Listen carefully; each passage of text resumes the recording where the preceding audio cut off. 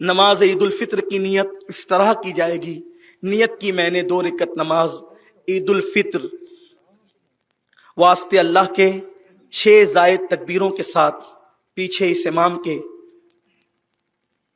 منہ میرا کعبہ شریف کی طرف، اس طرح سے آپ نیت کریں گے۔ اور اگر اتنے لمبے چوڑے الفاظ آپ نہیں کہہ سکتے تو اصل نیت دل کے ارادے کا نام ہے۔ آپ صرف دل میں اتنی نیت کر لیں کہ میں امام کے پیچھے اللہ کے لیے عید الفطر کی نماز پڑھ رہا ہوں، بس اتنی نیت کریں۔ اصل نیت دل کے ارادے کا نام، بس اتنی نیت کر لیں دل ہی کے اندر۔ اور پھر اس کے بعد تکبیر تحریمہ ہوگی، یعنی پہلی تکبیر ہوگی، اور پہلی تکبیر ہونے کے بعد ثنا پڑھی جائے گی۔ امام بھی ثنا پڑھے گا، آپ بھی ثنا پڑھیں گے، اور ثنا پڑھنے کے بعد قرأت سے پہلے ہمارے معمول سے ہٹ کر 3 تکبیریں ہوگی۔ پہلی اور دوسری تکبیر پر ہمیں اللہ اکبر کہتے ہوئے ہاتھ کانوں کی لو تک لے جا کر کے جو ہے وہ نیچے کو کر لینا ہے۔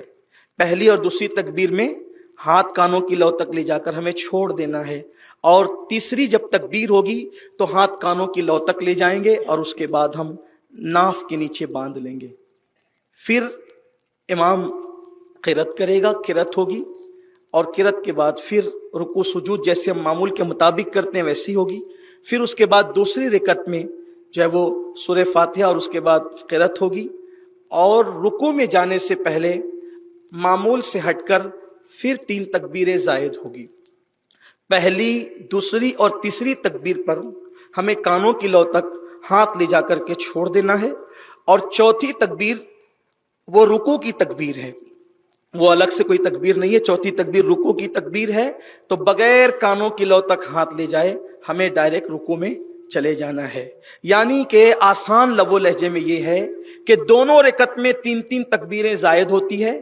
پہلی رکعت میں قرأت سے پہلے تکبیر ہے، دوسری رکعت میں قرأت کے بعد تکبیر ہے۔